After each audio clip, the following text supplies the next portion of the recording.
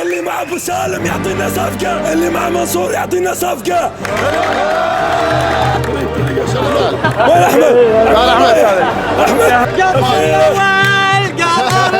احضر استيقاظ الاسد.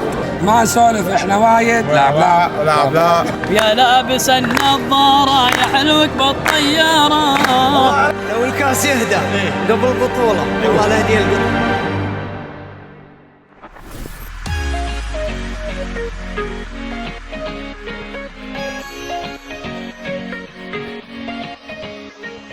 بكره من راح يطلع خسران؟ بإذن الله الكويت 2-1. اتوقع صحيح ان شاء الله قطر 2-1. بكره قطر والكويت يلعبون، من يفوز؟ قطر. قطر اخيرا. شنو؟ اخيرا قال قطر. زين من يفوز قطر ولا الكويت؟ الكويت. الرقم من راح ياخذ البطوله؟ والله أنا توقعاتي النهائي إن شاء الله أن الكويت راح يصعد النهائي مع البحرين. مع البحرين. ومن راح ياخذ الكاس؟ البحرين. تبي تقول بس خايف. اول مباراه اخر مباراه الكويت. فزتوا اقوى على اقوى فريق يمكن الحين الامارات. تقول قطر؟ الكويت. بكره خسرانين انتم وقطر بيفوزون. عطوا 3 هدايا. 3 هدايا. احنا عندنا واسطه.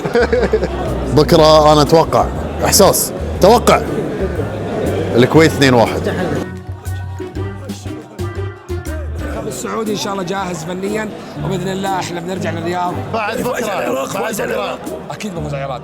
ايوه. نتمنى المنتخب العراقي ان شاء الله بيفوز، ان شاء الله بيفوز. يفوز على السعوديه. بيفوز على السعوديه. الكاس في الرياض باذن الله.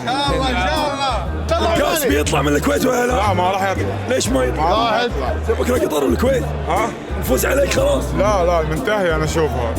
والله شوف 2-0 منتهي. اعطينا الفرق الثانيه فرص. حلو. اعطيناهم اول مباراه ثاني مباراه. يعني قصدك ان انت ضامن انت رايح النهائي. احضر استيقاظ الاسد. تشوف نفسك انت في النهائي ان شاء الله واصلين. اللي مرات يقول انا ضامن بكره انا خلصوا الميدان يا حميدان. عزوز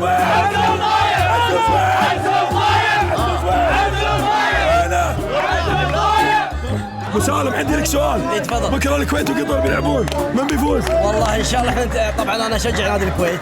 قاسي منتخب الكويت أكيد. وان شاء الله يفوزون. يعطيكم العافيه.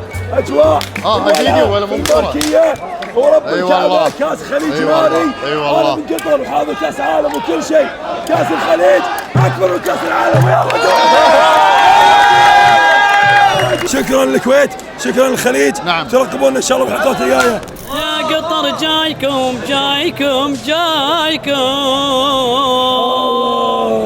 حيك بابا حيك بابا حيك على جسر المسيب يا قطار سيبوا